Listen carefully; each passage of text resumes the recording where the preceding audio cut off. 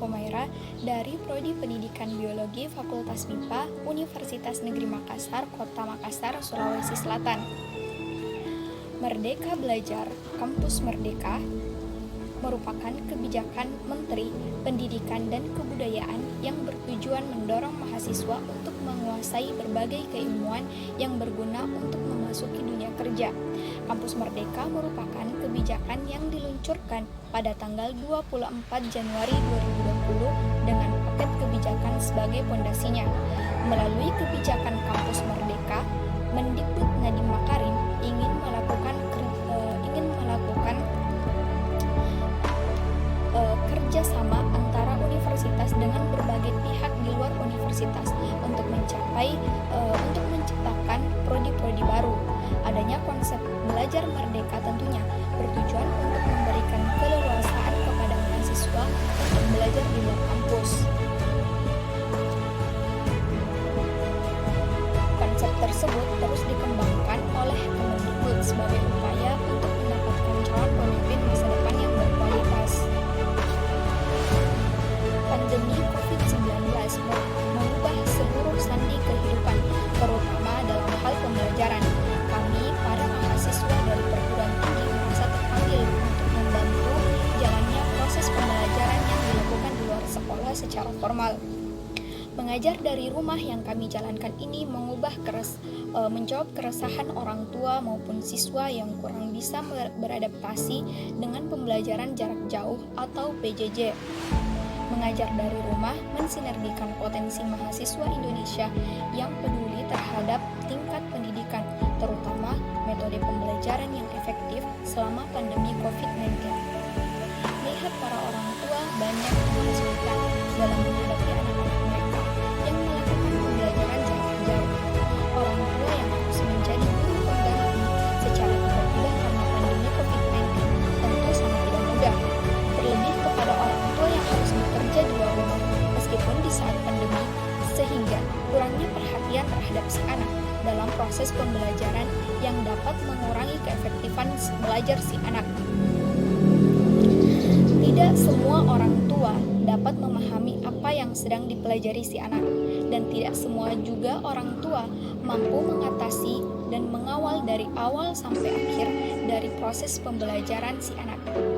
Dari sinilah saya bisa melihat bahwa pentingnya peran seorang guru dalam proses pembelajaran siswa, terlebih pada siswa tingkat sekolah dasar yang sangat butuh bimbingan dan pemahaman dengan telaten dan sabar dalam menghadapinya. Mampu mengambil hati si anak, memperbaiki mood belajar si anak agar bisa menerima kita sebagai gurunya dan lebih terbuka. Sulitnya mengatur emosional si anak yang ingin terus bermain, sehingga saya harus memberikan metode yang tepat agar siswa dapat menerima saya sebagai guru dan kakak pendamping yang baik. Sasaran saya dalam mengajar dari rumah ini anak siswa tingkat sekolah dasar yang tersebar dari kelas 1 sampai 6 yang berlokasi di BPN Kabaria, Kecamatan Tamalate, Kelurahan Manuruki, Kota Makassar. Siswa sekolah dasar ini tersebar dari beberapa sekolah yang tinggal di daerah yang sama dengan saya, yaitu tetangga saya sendiri. Selama pandemi COVID-19 mulai menyebar ke seluruh pelosok daerah termasuk Kota Makassar, membuat adik-adik ini menjalani proses pembelajaran jarak jauh atau PJJ. Fasilitas seperti smartphone, setiap anak berbeda-beda.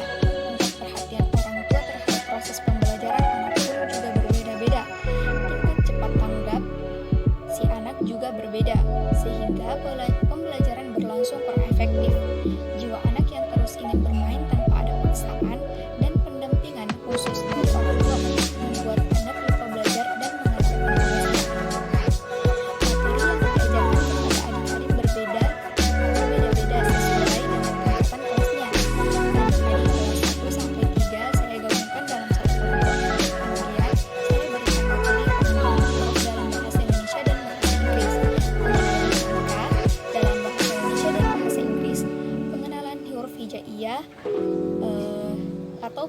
mengaji, mengenal warna dalam bahasa Indonesia dan bahasa Inggris, pengenalan bentuk dan jumlah dari setiap sisi, setiap bentuknya, pengenalan nama-nama hari dalam bahasa Indonesia dan bahasa Inggris, pengenalan nama bulan dalam bahasa Indonesia dan bahasa Inggris, dan masih banyak lagi.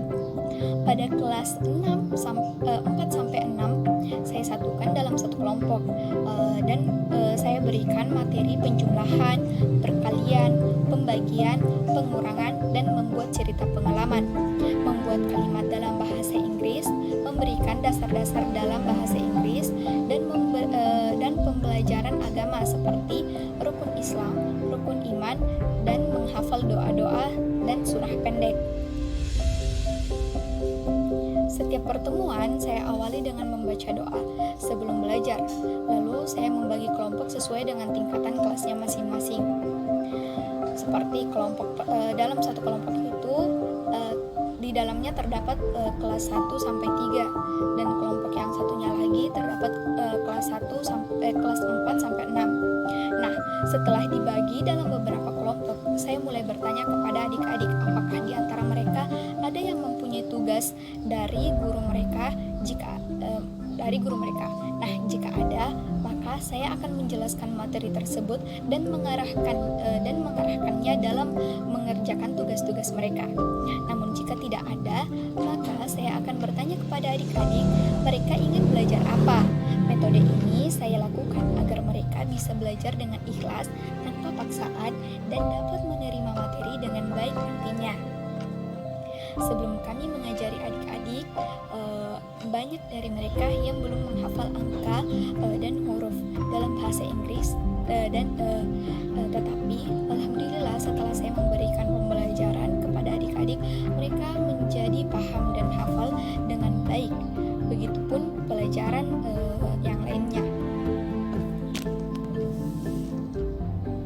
Nah, itulah tadi penjelasan saya, pemaparan saya mengenai pengalaman saya selama menjadi volunteer mengajar dari rumah selama 3 bulan.